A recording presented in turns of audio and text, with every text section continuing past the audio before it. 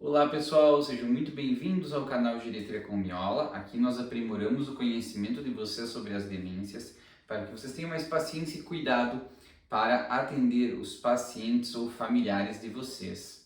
Sempre digo que o desconhecimento é um dos piores problemas de quem cuida de um paciente com demência.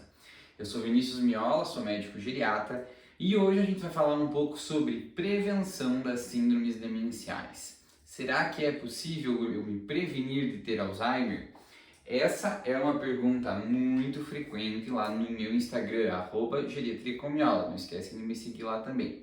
Lembrem, né, sempre de curtir aqui o vídeo, comentar, compartilhar com quem se beneficia, se inscrever no nosso canal e ativar o sininho para receber as notificações dos novos vídeos, beleza? Então vamos falar sobre prevenção, né? Lá na caixinha do Instagram toda hora alguém pede ou manda mensagem: doutor, minha mãe tem uma demência, minha mãe tem Alzheimer, né? Tem Lewy, tem demência vascular, o que eu posso fazer para me prevenir, né? Bom, pessoal, primeiro vamos lembrar bem o que é prevenção, né? Prevenção é a gente tomar atitudes positivas, né? Que vão me ajudar a evitar uma doença, né? Então são coisas que a gente tem que fazer hoje para tentar nos ajudar a evitar a ter as demências, né? Então a gente tem alguns fatores de risco que a gente não consegue mudar e outros que a gente consegue. Vamos falar deles todos aqui, tá? Vamos começar primeiro por aqueles que a gente não consegue mudar, né? Que todos nós vamos ter inexoravelmente e vão nos dar alguma chance de desenvolver, né, alguma síndrome demencial. Por isso que, né, é importante a gente falar que é impossível, né, a gente reduzir o nosso risco de desenvolver uma demência a zero. O que a gente consegue é, se cuidando, mantendo alguns hábitos saudáveis, diminuir em partes o nosso risco de ter a doença, mas nunca a zero, né? Por quê? Porque um dos principais fatores de risco, né, talvez o principal fator de risco das síndromes demenciais atualmente, é a idade, né? Então o processo de envelhecimento, né, e a carga que ele traz durante todos esses anos em que a gente vai envelhecendo é um dos principais fatores de risco, né? Hoje a gente sabe que pacientes acima dos 85 anos, 1 a cada 3 vão ter uma demência, sendo na maioria das vezes, doença de Alzheimer, né? Por isso que a idade é um fator de risco importante e essa, infelizmente, a gente não consegue evitar, né? Se queremos envelhecer, vamos acabar tendo esse risco, né? Mas é importante que a gente olhe para os outros fatores de risco para que a gente envelheça de forma saudável, envelhecendo de forma saudável, a gente diminua o nosso risco de ter uma demência, né? O segundo fator de risco que a gente não pode mudar é a nossa genética, né? A carga genética que a gente carrega conosco, né? Essa é outra pergunta muito comum, né? Que a minha mãe tem Alzheimer, meu pai tem Alzheimer, qual é o meu risco de ter, né? Eu vou fazer um vídeo só sobre isso, tá? Para falar um pouco sobre genes que podem estar alterados, como que funcionam essas coisas, né? Mas a carga genética é intrínseca a cada um de nós, né? Então disso a gente não consegue escapar. Então essa questão genética também é uma questão que, a depender de cada um, uns vão ter um risco maior, outros vão ter um risco menor. Mas uma coisa muito importante para eu salientar aqui para vocês é sobre genética e idade, tá? Por que que isso é importante? Quando a gente fala de doenças, num geral, tá? Não só de doença de Alzheimer, Lewy, vascular, frontotemporal, paralisia espinocerebral progressiva, qualquer doença. Toda doença, ela é um misto de um componente genético do nosso corpo mais um componente do ambiente, certo? Ou seja, exposições que a gente tem no nosso ambiente, que a gente se expõe a riscos no nosso ambiente, somado à nossa genética, que vão causar as doenças que nos acometem, certo? Quanto mais precoce geralmente as doenças acontecem, maior é o componente genético que a gente tem dessa doença e menor é o componente do ambiente. Quanto maior a idade do diagnóstico, geralmente maior é o componente do ambiente e menor é o componente genético, certo? E isso também é verdade para as síndromes demenciais. Por isso que a gente diz que o componente genético ele é muito mais importante nas demências com diagnósticos antes dos 65 anos. Então, se o seu familiar teve um diagnóstico de doença de Alzheimer antes dos 65 anos, aí sim o componente genético fala bastante a favor. A partir dos 65 anos, muitas vezes esse componente ambiental fala mais a favor do diagnóstico do que necessariamente só o componente genético, certo? E quanto mais a idade avança, né, mais a idade na hora do diagnóstico avança, menor é o componente genético e maior é o componente ambiental.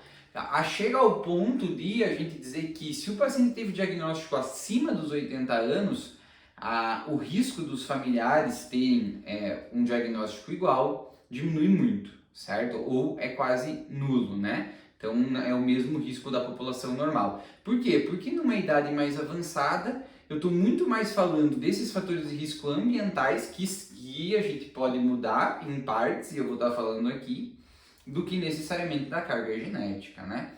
E a gente sabe que, né, a gente já falou um pouco sobre isso lá no Instagram, aqui no canal também, sobre a questão do inflammaging, né, que é um conceito de envelhecimento associado a um processo inflamatório crônico do organismo, né? Então a gente sabe hoje que no nosso dia a dia, né, o nosso corpo ele sofre um processo inflamatório constante, né? E muitas das coisas em que a gente se expõe no dia a dia, elas vão nos ajudar a deixar esse nosso processo inflamatório mais pró-inflamatório ou mais anti-inflamatório, né? E quanto mais inflamados a gente tiver, provavelmente mais acelerado vai ser o nosso processo de envelhecimento. E quando a gente fala das demências, principalmente da doença de Alzheimer, isso não deixa também de ser uma verdade, pois a proteína beta-amiloide tem associação com esse contexto inflamatório, certo? Então, quanto mais inflamados a gente tiver, maior a chance da gente também desenvolver doença de Alzheimer. Beleza? Então, falamos um pouco das coisas que a gente não pode mudar, infelizmente, né? Que é a idade e a genética. Isso a gente, todos nós vamos envelhecer e queremos envelhecer de forma saudável, né? E todos nós carregamos uma carga genética aqui no nosso DNA que é nossa, e isso a gente não consegue mudar, certo? Mas tem alguns fatores de risco que a gente consegue mudar, tá? Hoje, se acredita que esses fatores de risco que eu vou citar aqui, eles são responsáveis por aproximadamente 35 a 40%, tá, da carga de risco em desenvolver doença de Alzheimer. Ou seja, né, se eu conseguisse controlar bem esses fatores de risco, eu diminuiria em 40% a minha chance de ter a doença, certo? Mas como eu falei lá no começo, eu não consigo excluir completamente a minha chance de ter a doença, mas eu consigo diminuir, né, o risco, ou pelo menos prolongar por mais tempo o início dela, certo? Então vamos lá, quais são os fatores de risco que a gente conhece e que a gente pode tentar modificar da doença de Alzheimer? Vamos começar lá com, primeiramente, baixa escolaridade, tá?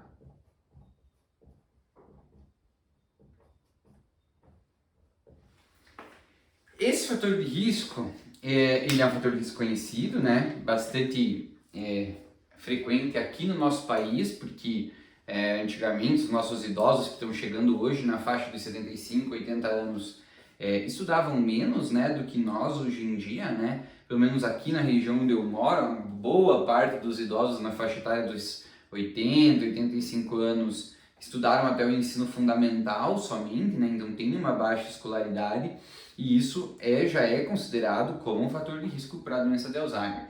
Mas por que será, né? Então isso acho que é interessante a gente comentar, porque esse fator de risco ele vai nos levar a entender um conceito importante conhecido hoje, que é o de reserva cognitiva.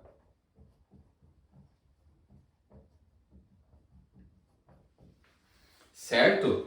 O que seria a reserva cognitiva, né? Nada mais é do que ao longo da nossa vida, os processos que a gente vai passando e estudando, né? Fazendo o nosso cérebro aprender coisas diferentes, né?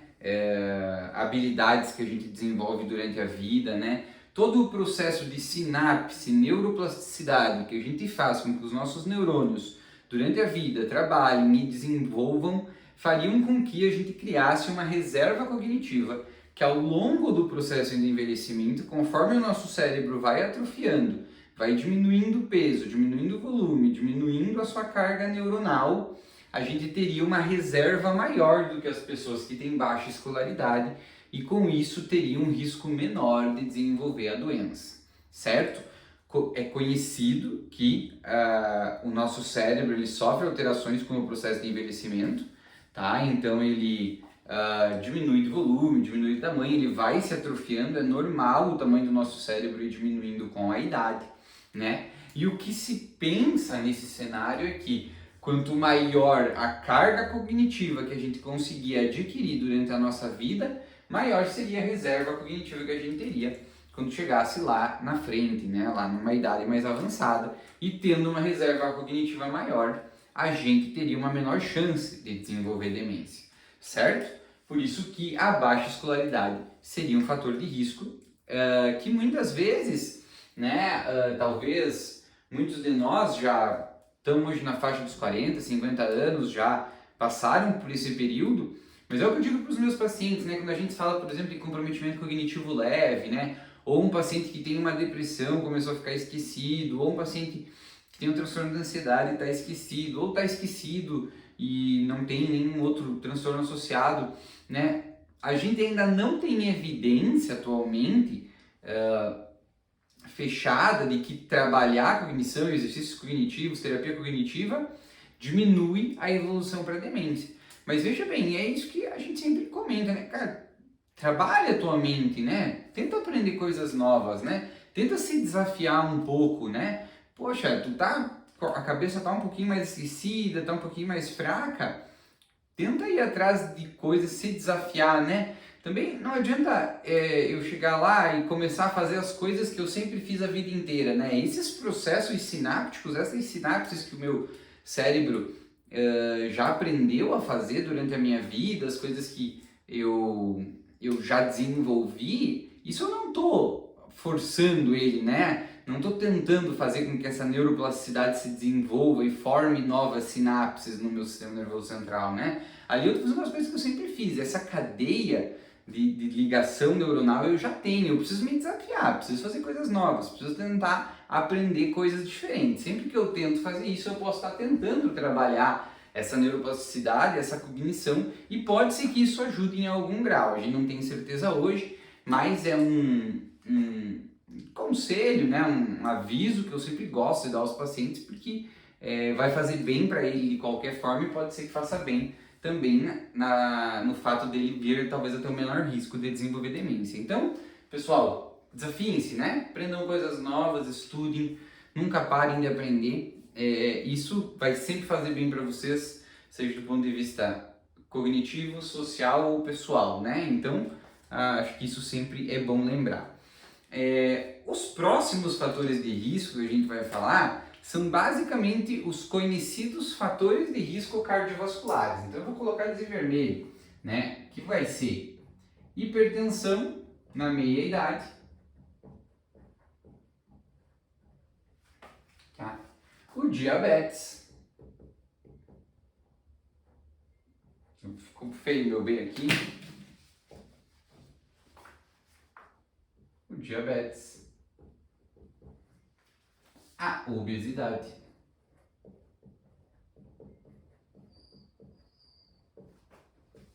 o tabagismo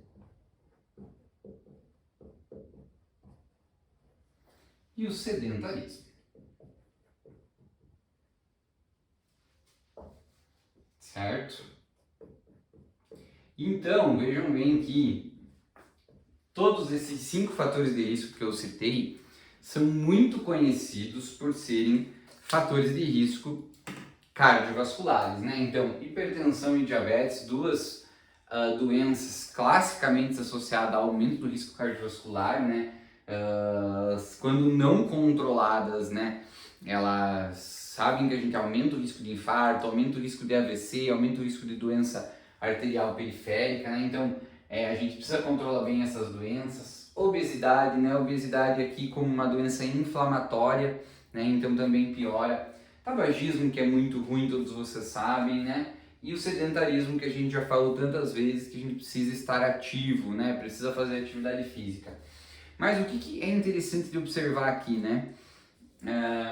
Esses fatores de risco cardiovasculares, eles são fatores de risco para a doença de Alzheimer, assim como eles são também fatores de risco importante para demência vascular, né?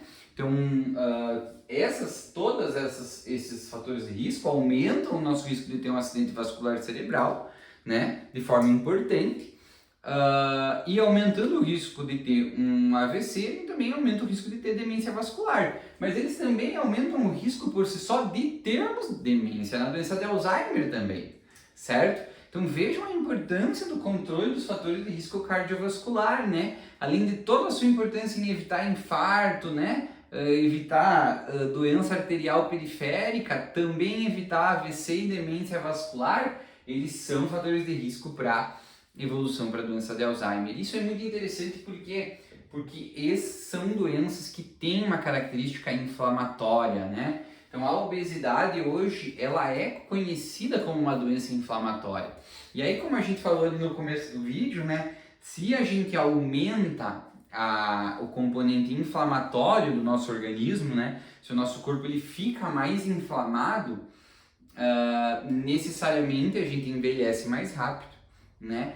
E no nosso caso aqui da doença de Alzheimer, a gente aumenta provavelmente a deposição de proteína beta-amiloide no cérebro, aumentando o risco da gente vir evoluir com doença de Alzheimer, né? Então, vejam que além de eles serem fatores de risco cardiovasculares, eles são doenças inflamatórias, né? O tabagismo, classicamente, né, aumentando o risco cardiovascular e, claro, levando o nosso corpo a ter um estado mais pró-inflamatório, então ele aumenta o nosso risco da doença de Alzheimer. E o sedentarismo, ele é contra uma das principais atividades que a gente pode ter para quem quer envelhecer bem, que é fazer atividade física, né? Então, se você cuida do seu familiar, do seu paciente, você é cuidador, você é profissional de saúde e você ainda é sedentário, gente, vocês estão vendo esse vídeo, vocês estão buscando conhecimento, né?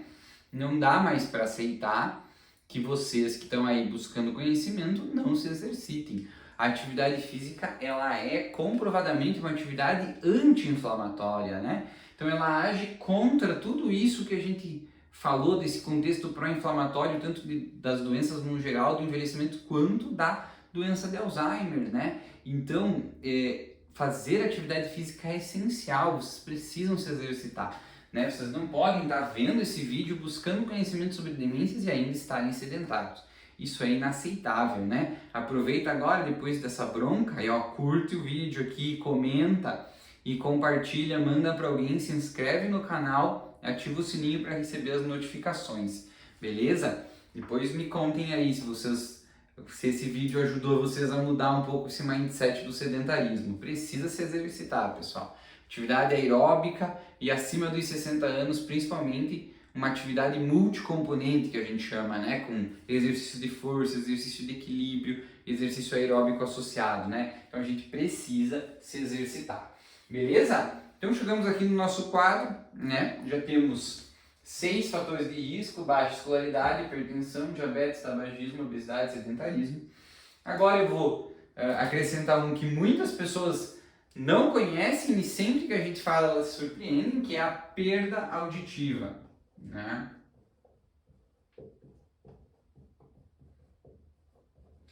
Então a perda auditiva é um fator de risco conhecido para a doença de Alzheimer, né? Então a gente precisa pensar nisso, prestar atenção e sempre que estivermos diante de um paciente com perda auditiva, tratar precocemente, né? Então avaliar com audiometria, impedanciometria e, se houver perda auditiva, indicar o aparelho auditivo.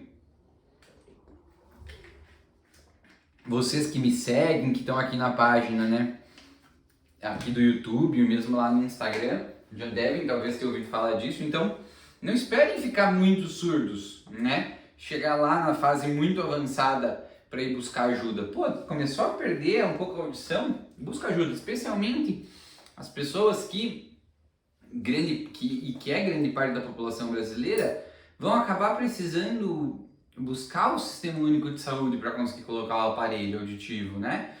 Então, busquem precocemente, né? Porque A minha experiência, pelo menos aqui no sul, com o aparelho auditivo, é uma fila de espera de pelo menos 3, 4 anos no Sistema Único de Saúde, né? Então, putz, se a pessoa tem 84 anos, for esperar até os 88 anos para conseguir o aparelho, né? Já perdeu tanto tempo, né? Isso é extremamente complexo. Então, busquem precocemente essa ajuda, né? Começou a sentir um pouquinho de dificuldade, tá lá numa reunião de família, percebe que às vezes a pessoa perto de você, você escuta, mas tem muita gente falando, você começa a ter dificuldade, né? Fiquem atentos a esses sinais e em caso de perceberem alguma piora, procurem precocemente investigar e, se necessário, tratar, certo? E por último, a gente vai ter 2 sintomas que estão associados, de certa forma, e que também explicam um pouco essa questão da perda auditiva, que é a depressão tardia, ou seja, no idoso, e o isolamento social.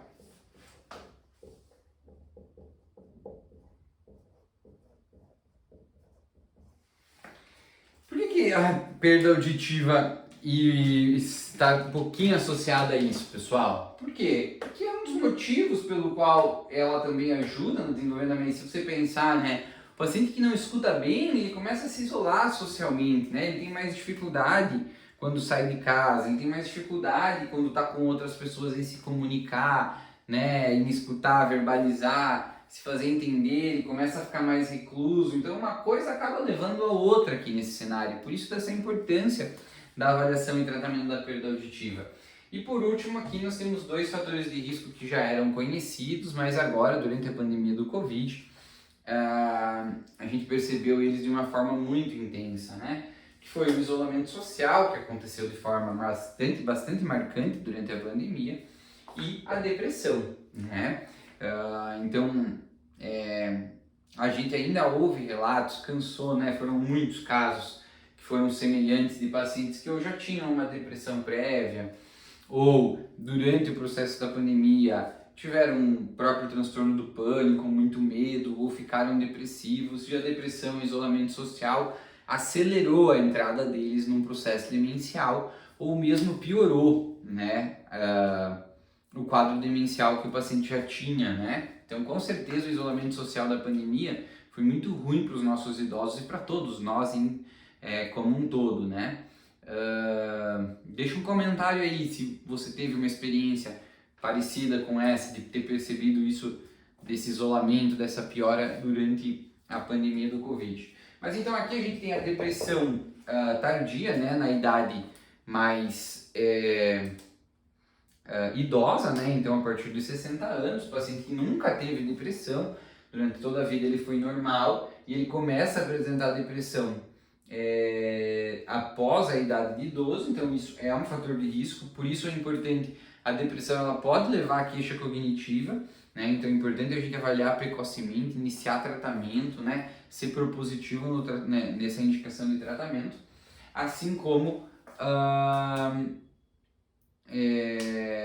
ela pode ser um fator de risco, né? Além de ela levar o paciente com depressão na idade de idoso, ele ter uma queixa cognitiva, né? Muitas vezes ele não está com demência, mas ele tem depressão e ele fica meio esquecido, né? Ela também é um fator de risco. Por isso da importância que eu sempre comento, né? Aqui lá no Instagram, da gente tem queixa de esquecimento, procure o médico geriatra precocemente, né?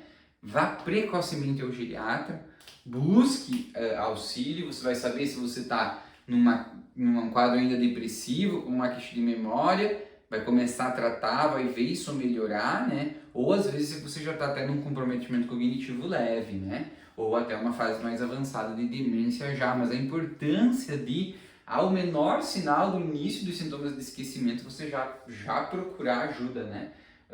De um profissional. E o isolamento social, né, pessoal? Nós somos seres sociais, somos seres que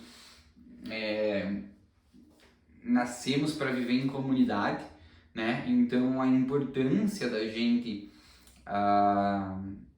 socializar, sair com os amigos, ter atividades com um grupo de idosos, né?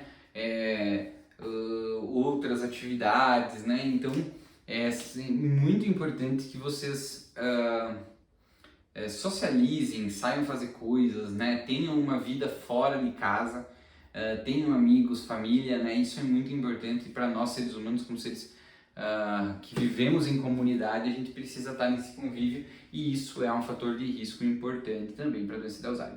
Então vejam bem que se nós controlarmos esses 9 fatores de risco, a gente vai conseguir aí talvez diminuir a nossa chance de ter doença de Alzheimer em 35 a 40%, né? Então quando vocês vierem me pedir,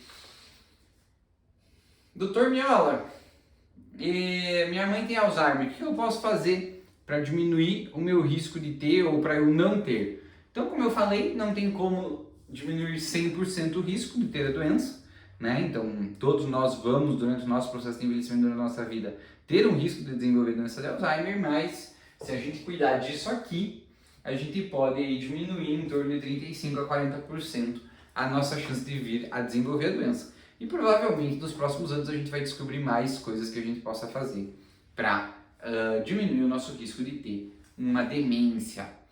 Beleza, pessoal? Espero que vocês tenham gostado desse vídeo. Sei que esse é um assunto que muita gente se importa. Então, curtam o nosso vídeo, comentem, compartilhem com os amigos. Comentem aqui se vocês têm algum fator de risco e vão mudar a partir de agora, vão começar a se organizar. Não se esqueçam de se inscrever no canal, acionar o sininho para receber as notificações e nos vemos no próximo vídeo. Um abraço!